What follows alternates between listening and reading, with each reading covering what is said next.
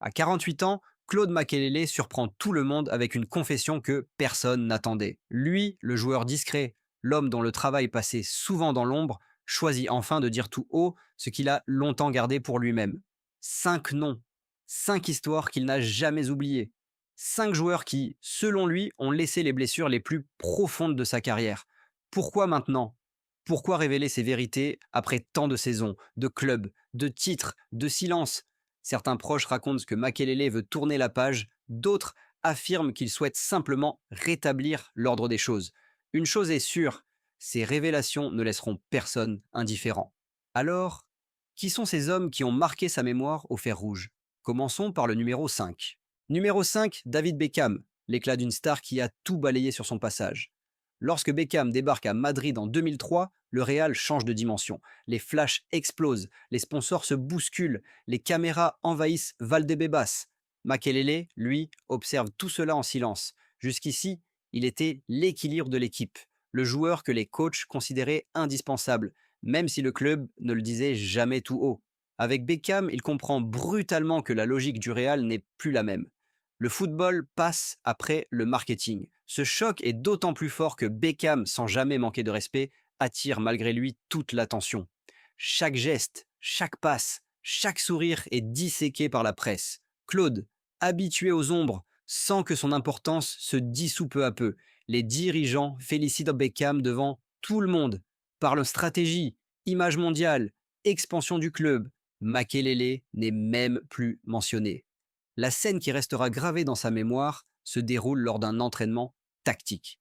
Beckham, encore en phase d'adaptation, perd plusieurs ballons dangereux. Makelele, fidèle à son rôle de cadre, lui demande de simplifier le jeu pour sécuriser l'équipe.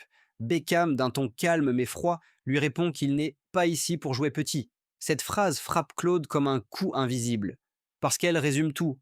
Madrid n'est plus un club où l'efficacité compte, c'est désormais un théâtre où brillent ceux qui vendent des rêves. Au fil des semaines, Makelele se renferme. Il voit l'équipe se déséquilibrer, le vestiaire se transformer en scène médiatique permanente. Il sent que sa voix, autrefois écoutée, devient un murmure noyé dans le glamour. Beckham n'est pas l'ennemi direct. Mais dans l'esprit de Claude, il incarne ce moment précis où son propre club l'a laissé tomber, préférant la lumière au sacrifice. Numéro 4, Luis Figo, l'élégance tranchante d'un homme qui ne laisse rien paraître. Si Drogba est la confrontation ouverte et Beckham la blessure silencieuse, alors Figo est la froideur aristocratique qui détruit sans bruit. Dès le premier jour, Makelele ressent une distance étrange avec lui. Figo ne l'attaque jamais, il ne l'insulte pas, il ne crie pas, mais il pose ce regard qui dit tout, tu n'es pas de notre monde. Cette fracture commence réellement pendant les entraînements. Makelele récupère un ballon de manière un peu trop agressive. Figo lève les yeux au ciel. Makelele propose une adaptation tactique. Figo répond par un sourire ironique. Rien d'explicite, tout dans les détails. Cette attitude ronge Claude plus que n'importe quel cri de vestiaire. L'épisode le plus marquant se déroule lors d'une séance vidéo. En plein débat tactique, Makelele insiste sur l'importance de densifier le milieu. Figo, sans même le regarder, lâche une phrase qui glacialise la salle. On ne va pas jouer comme une petite équipe. Le message est clair. Pour Figo, les Galactiques ne se plient pas aux nécessités défensives. Ils dictent le jeu. Makelele comprend que, dans la hiérarchie invisible du vestiaire, il est relégué au rôle d'ouvrier.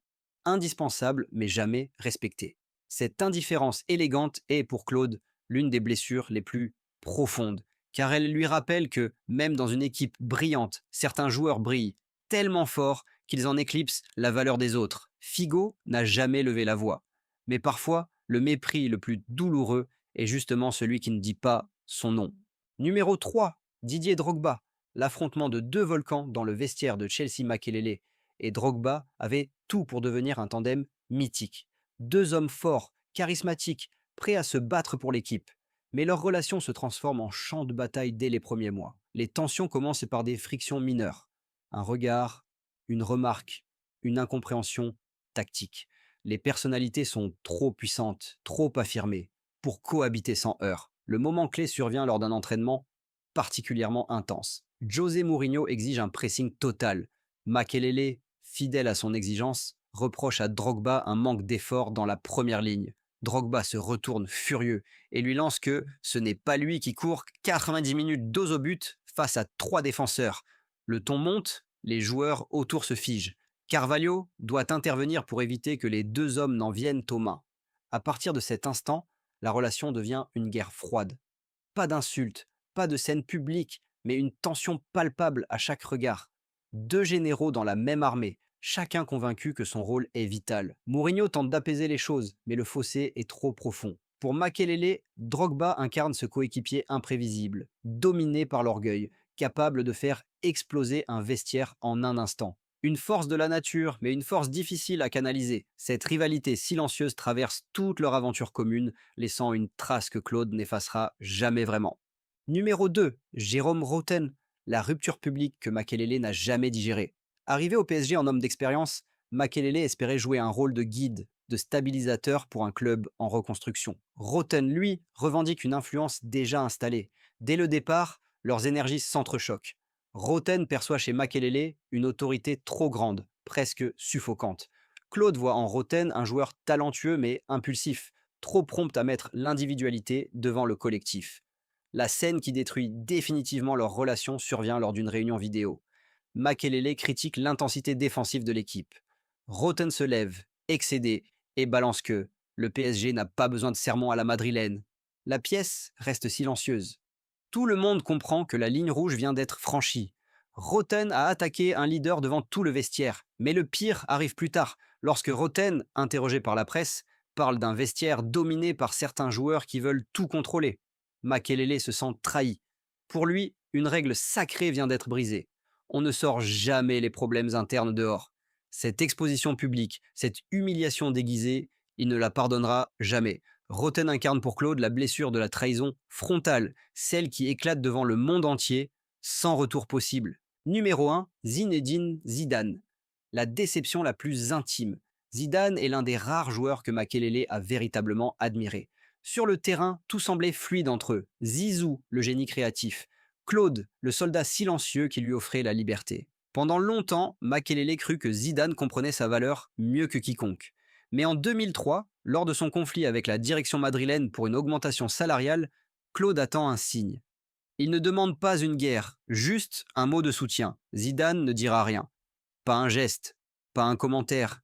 Il ne condamne pas Makelele, mais il ne le défend pas. Pour Claude, ce silence est un coup de poignard. Le plus cruel, c'est ce qui se passe après son départ. Zidane déclare publiquement que Makelele était irremplaçable, le joueur le plus vital de l'équipe.